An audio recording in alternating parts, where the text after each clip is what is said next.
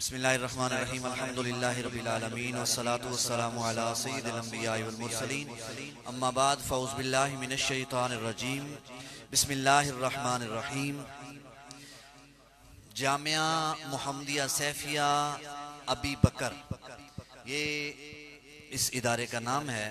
سرکار مبارک کا جو مرکزی ادارہ جامعہ محمدیہ سیفیہ راوی ریحان شریف ہے، یہ بھی اس کی ایک شاخ ہے، اور جس کی خانقاہ پر آج ہم جمع ہیں یہ سرکار پیر و مرشد کے بڑے خلفاء میں سے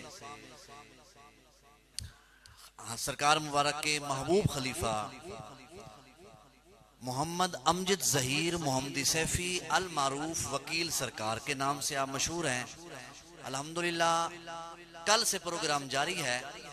مشائخ کی توجہ کے لیے عرض کر رہا ہوں، اور آپ کے سالکین کی جو محفل تھی وہ یہ صرف مسجد نہیں، پوری خانقاہ لوگوں سے فل تھی، لیکن یہ ادارے کا پروگرام ہے اس لیے ذرا الگ کیا ہے، پہلی بار کیا ہے۔ پہلے سرکار مبارک کی موجودگی میں اسناد پیش کرتے تھے، پھر سرکار مبارک کی خواہش سے ہی کہ مشائخ کو بلائیں، علماء کو بلائیں، ان کے دل خوش ہوں گے، وہ دعا دیں گے، مزید کام بہتر ہوگا۔ سرکار مبارک کا جو موقف ہے حضرت مجدد الفیسانی علیہ رحمہ کہ کیونکہ آپ غلام ہیں، کہ انفرادی انقلاب لے آئیں، انفرادی انقلاب، ایک ایک کو سیدھا کرنا شروع کریں، ایک ایک پر شریعت کا رنگ چڑھانا شروع کریں۔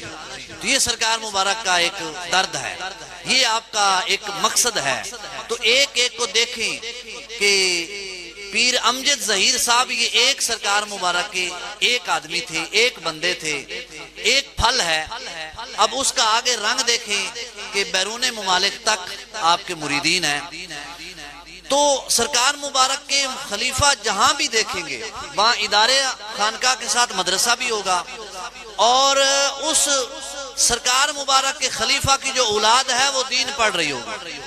جہاں بھی جائیں گے سرکار مبارک، یہاں تک کہ ایک خلیفہ صاحب سرکار مبارک کی ہیں جن کے دو بیٹے ہیں، دونوں گنگے ہیں۔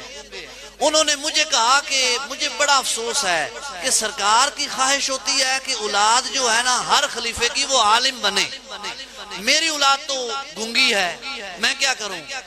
میں تب جامعہ نظامیہ میں پڑھتا تھا تو میں نے کہا میں انشاءاللہ پڑھانے کو تیار ہوں۔